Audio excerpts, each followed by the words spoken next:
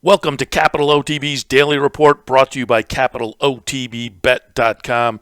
I'm Seth Merrow, and you're listening to the Daily Report for Thursday, March 18th. Thanks for joining us, as always, and spread the word.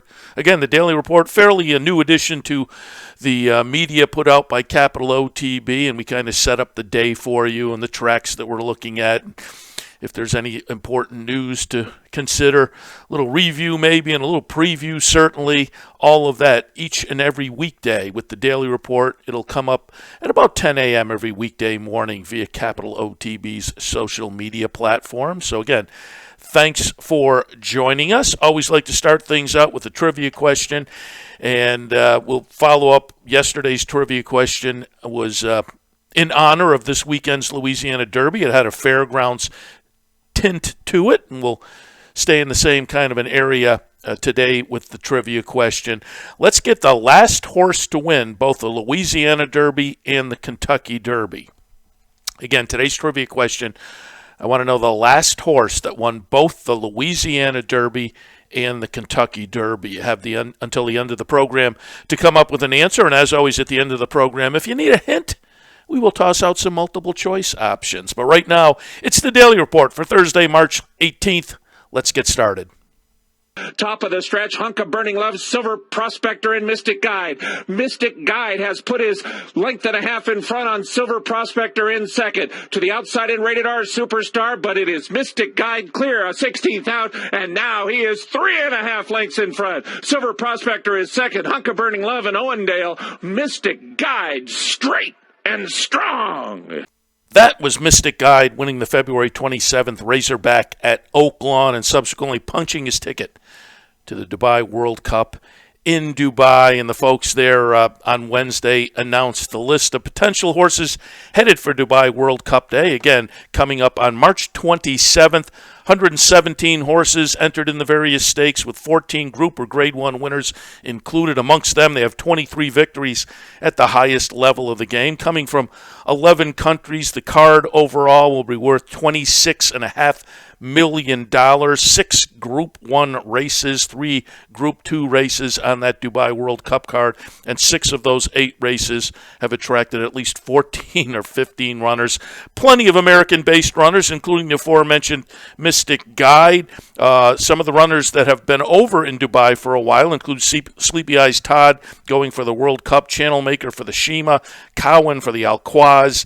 There will be a number of other runners as well. 14 U.S.-based horses hopped on a flight out of Florida on Tuesday, headed for Dubai. So lots of rooting interest for those of us here in America that will be looking to the Dubai World Cup card on March 27th and rooting and betting on a really, what looks like, great card there at Meydan in Dubai, including, as I say, Mystic Guide in the Dubai World Cup and some other familiar runners as well.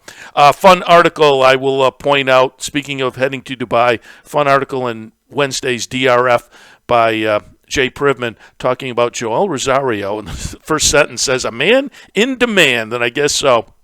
Last Saturday, Rosario was at Oaklawn, of course, for concert tour. The week before, he was at Santa Anita. He was at Oaklawn the Saturday prior. This Saturday, he's going to head to the fairgrounds to ride Hot Rod Charlie in the Louisiana Derby. And then he goes on to Dubai as well. It's that time of year where the top jocks are kind of searching around for their potential Derby mounts and more. And Rosario, of course, already had the win on concert tour last week. So there's an option. We'll see what Hot Rod Charlie can do in Saturday's Louisiana Derby. He's certainly a contender there. But Joel Rosario, very busy. Based this winter out in Southern California, as he has been for the last few winters, become a New York rider overall. But wintertime he spends out in Southern California when he's not hopping on flights to various parts across the country and around the globe as well. So again, nice article in Wednesday's Forum you can check out by Jay Privman profiling the really busy winter season for Joel Rosario. Let's set you up for the day ahead. Capital OTB, if you're watching and playing on the network, on the TV network, obviously there's more tracks available, but on the TV network we're going to have a little Gulfstream, some fairgrounds, Oaklawn, Delta Downs, and Golden Gate. on Thursday afternoon, amongst others. And as far as the weather, it looks like of the tracks I just mentioned, we're looking for fairly nice conditions.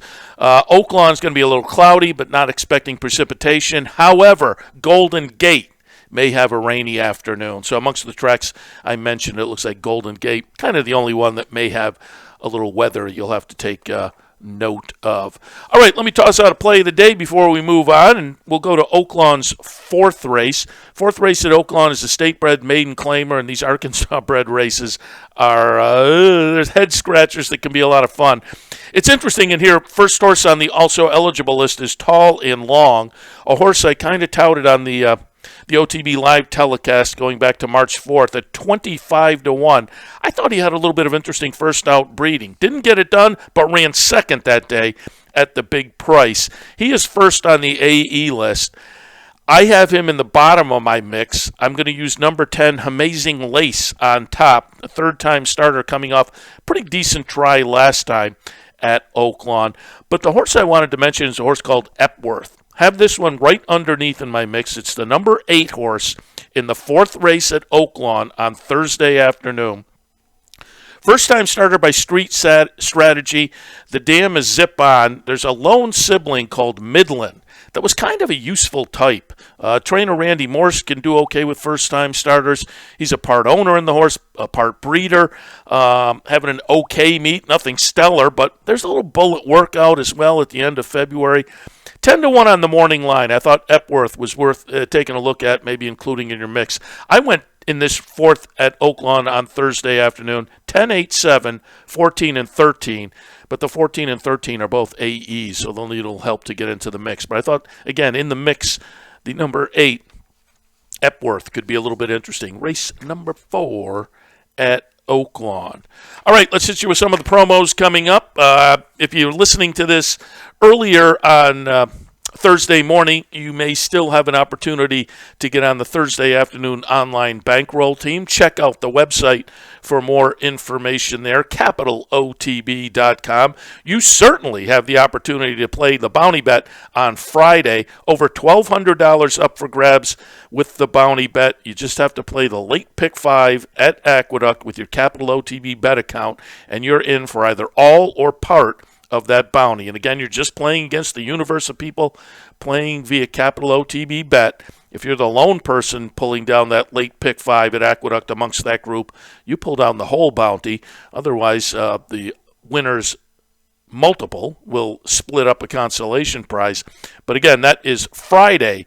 The bounty bet returns the late pick 5 at Aqueduct. Friday and Saturday, if you're in the Albany area, we would love to have you swing by the Clubhouse Racebook for the Capital OTB Hoop Shoot promotion. Obviously, NCAA tournament action starts, makes this a fun time of year with horse racing, basketball. You couldn't ask for a better time of year. As a Syracuse graduate, I'm going to be rooting for them on Friday night. But you can root for your favorites if you come down to the Racebook and enjoy the basketball action along with the horse racing. You put your name on the square and halftime scores and final scores. If you match up, you get a chance to shoot for the money with the Hoop Shoot promotion both Friday and Saturday. Clubhouse Racebook, 711 Central Avenue in Albany. Saturday, there's also a $100 online knockout challenge, so check out the website for more info. And Sunday at the Racebook, there's a double promotion, play the board handicapping contest, and a match bet. All of that Sunday. Clubhouse Racebook, 711 Central Avenue in Albany. All right, let's wrap things up. But first, we have to answer our trivia question. Again, the question for today, the last horse to win both the Louisiana Derby and the Kentucky Derby. If you've come up with an answer, you lock that in. But if you're waiting for a hint, we'll give you a multiple choice. Was it Thunder Gulch, Real Quiet, Grindstone, or American Pharoah? Well, here is the answer to the question, the 1996 Kentucky Derby. It's Unbridled Song to lose. He's in front. He's in front by 2. Here comes Cavanier on the inside. And down the stretch they come. Unbridled Song. Cavanier on the inside.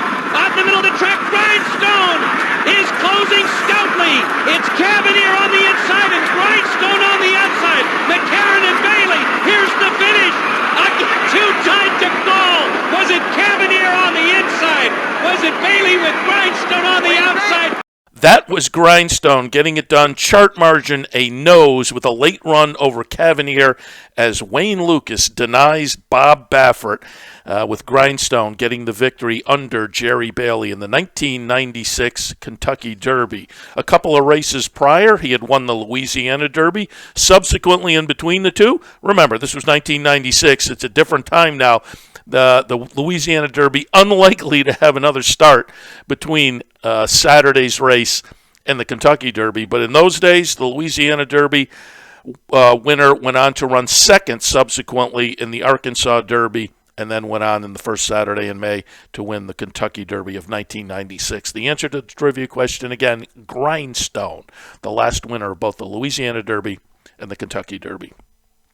All right, this has been the Capital OTB Daily Report, brought to you by CapitalOTBBet.com for Thursday, March 18th. I'm Seth Merrow.